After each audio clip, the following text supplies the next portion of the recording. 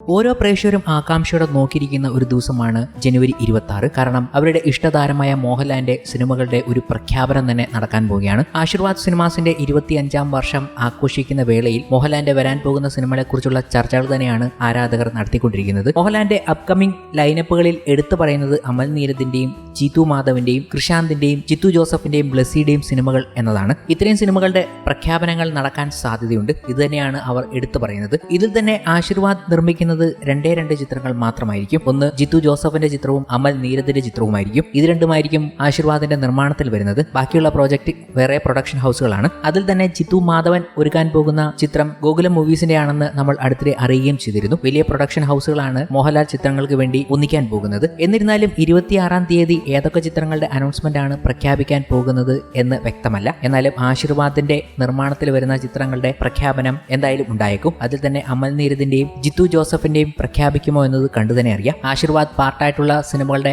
Announcement എന്തായാലും കണ്ടിരിക്കും. ഇതൊക്കെ നോക്കി കാണുമ്പോഴും മോഹൻലാലും അമൽ നീരദും ഒന്നിക്കാൻ പോകുന്ന ചിത്രത്തിന് ഒരു സ്പെഷ്യൽ കൺസിഡറേഷൻ തന്നെയുണ്ട് പ്രേക്ഷകർക്കിടയിൽ നിന്നും. കാരണം ഈ ഒരു കോംബോ അവരെ വളരെ എക്സൈറ്റ് ചെയ്യിപ്പിക്കുന്നുണ്ട്. എന്നാൽ ഇത്തവണ ഏതെങ്കിലും ഒരു ചിത്രത്തിന്റെ സ്പിൻ ഓഫോ റീബൂട്ടോ ഒന്നുമല്ല ഇവർ ചെയ്യാൻ പോകുന്നത്. നേരത്തെ ഇവർ ഒന്നിച്ചപ്പോൾ സംഭവിച്ചത് 20ാം നൂറ്റാണ്ട് എന്ന ചിത്രത്തിലെ മോഹൻലാലിന്റെ ഐക്കോണിക് കഥാപാത്രമായ സാഗർ എലിയാസ് ജാക്കിനെയാണ് കൊണ്ടുവന്നത്. സാഗർ എലിയാസ് ജാക്കി റീലോഡഡ് എന്നും പേരിട്ട് ഇറക്കി. വളരെ സ്റ്റൈലിഷ് ആയിട്ട് അവതരിപ്പിച്ചുവെങ്കിലും വലിയ രീതിയിൽ ഇമ്പാക്ട് ഉണ്ടാക്കാൻ കഴിഞ്ഞില്ല പ്രേക്ഷകർക്കിടയിൽ ആ ചിത്രത്തിന്. എന്നാലും അതൊരു കൾട്ട് ഫാൻ ഫോളോയിങ് ചിത്രമായി മാറുകയും ചെയ്തിരുന്നു. എന്നാൽ അതിലും മികച്ചതാണ് അമൽ നീരദിൽ നിന്നും മോഹൻലാൽ ആരാധകർ പ്രതീക്ഷിക്കുന്നത്. എന്നാൽ ഇത്തവണ അങ്ങനെ ഒരു സംഭവം തന്നെയാണ് അമൽ നീരദ് കൊണ്ടുവരാൻ പോകുന്നത് എന്നാണ് മൂവി അനലിസ്റ്റുകൾ പറയുന്നത്. വരാൻ പോകുന്ന മോഹൻലാൽ ചിത്രത്തിലെ ക്യാരക്ടർ ഒരു പുതിയ ക്യാരക്ടർ തന്നെയായിരിക്കും. ഒരിടത്തു നിന്നും അഡാപ്റ്റ് ചെയ്ത രീതിയിലായിരിക്കത്തില്ല ചെയ്യാൻ പോകുന്നത്. ഒരു പുതിയ സബ്ജക്റ്റ്, പുതിയ ക്യാരക്ടർ തന്നെയാണ് മോഹൻലാലിന് കൊടുക്കാൻ പോകുന്നത് എന്നാണ് ലഭിക്കുന്ന വിവരം. അങ്ങനെ ചില കാര്യങ്ങൾ കൂടി പറഞ്ഞു വെക്കുകയാണ്. അതിനൊപ്പമാണല്ലോ 26-ാം തീയതി എമ്പുരാൻ എന്ന ചിത്രത്തിന്റെ ഒരു ഗ്ലിംസ് ടീസർ വീഡിയോ നമുക്ക് മുന്നിലേക്ക് എത്താൻ പോകുന്നത്. 2 മിനിറ്റ് ദൈർഘ്യമുള്ള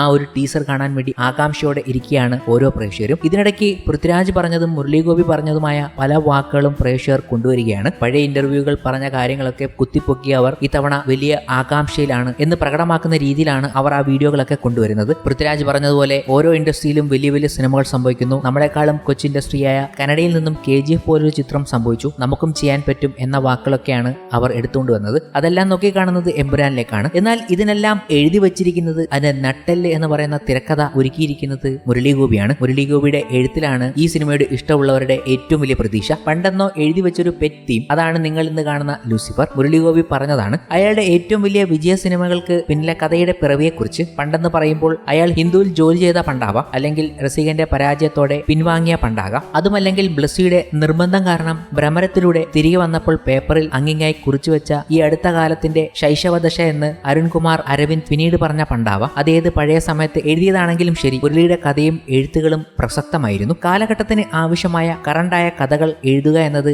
ഏതൊരു കഥാകൃത്തിനെയും സംബന്ധിച്ചും സുപ്രധാനമാണ്. ഇറങ്ങിയ കാലം കഴിഞ്ഞും ആ കഥകൾ പ്രസക്തമായി തന്നെ തുടരുന്നുണ്ടെങ്കിൽ ആ കാതികൻ ലോകത്തെ അറിഞ്ഞയാളാണ്, മനുഷ്യനെ മനസ്സിലാക്കിയ മനുഷ്യനാണ്. പ്രസക്തനായ മുരളി ഗോപിയുടെ പുത്തൻ കഥ നമ്മളെല്ലാം കേൾക്കാൻ കാത്തിരിക്കുന്ന ആ തുടർക്കഥ വരികയാണ്. കാത്തിരിപ്പ് മാർച്ച് 27 വരെ. ഈ കാര്യങ്ങൾ കൂടി പ്രേക്ഷകർ പറഞ്ഞു വെക്കുന്നുണ്ട്. കാരണം മുരളി ഗോപിയുടെ എഴുത്താണ് ആ ചിത്രത്തെ ഈ ലെവലിലേക്ക് എത്തിച്ചത്. എമ്പുരാൻ എന്നതിൽ വലിയ പ്രതീക്ഷയാണ്. ഒപ്പം മുരളി ഗോപി എന്ന ആ കഥാകൃത്തിനെ എമ്പുരാനിലൂടെ അവർ വലിയ ആകാംക്ഷയോടെ തന്നെ കാത്തിരിക്കുന്നു. ആ എഴുത്ത് എന്ന് പറയുന്നത് ഇന്നത്തെ കാലഘട്ടത്തിന് വരെ യോജിക്കുന്ന രീതിയിലാണ് എന്നതും അവർ കാണുകയാണ്. എന്തായാലും ടീസറിനെ കുറിച്ചുള്ള ഒരു ചർച്ച തന്നെയാണ് സോഷ്യൽ മീഡിയയിൽ എല്ലായിടത്തും നടക്കുന്നത്. ടീസർ അപ്ഡേറ്റ് പോസ്റ്ററിൽ നിന്ന് തന്നെ ഒരു സിവിൽ വാറിന്റെ പശ്ചാത്തലം വ്യക്തവുമാണ്. പുറകിൽ യൂണിറ്റി ഓഫ് ടവർ പോലെയുള്ള സൂചന. ആൾറെഡി കോൺസ്പിറസി, ഇലുമിനാറ്റി ഗ്രൂപ്പുകൾ വലിയ രീതിയിൽ Iraq, Afghan, Egypt, Syria, Israel, Palestine തുടങ്ങിയ പല രാജ്യങ്ങളിലും സിവിൽ വാറിന് ഫണ്ട് ചെയ്യുക, ആംസ് സപ്ലൈ ചെയ്യുക, ഇങ്ങനെ ഒരു ആൽഫാമെയിൽ വാറിനെ കൺട്രോൾ ചെയ്യുന്നുണ്ട്. ഖുറേഷി അബ്രഹാം പേര് കേൾക്കുമ്പോഴുള്ള ഞെട്ടലും അയാൾ ഓൾറെഡി സ്വീകരിച്ചിരുന്ന ഐഡന്റിറ്റിയിൽ നിന്ന് പുറത്തേക്ക് വരുന്നതും ഇതുവരെ വന്ന എല്ലാ പോസ്റ്ററിലും ഒരു ഇന്റർനാഷണൽ വാറിന്റെ സൂചന പ്രകടമാണ്. മുൻപൊരു അഭിമുഖത്തിൽ പൃഥ്വിരാജ് സൂചിപ്പിച്ച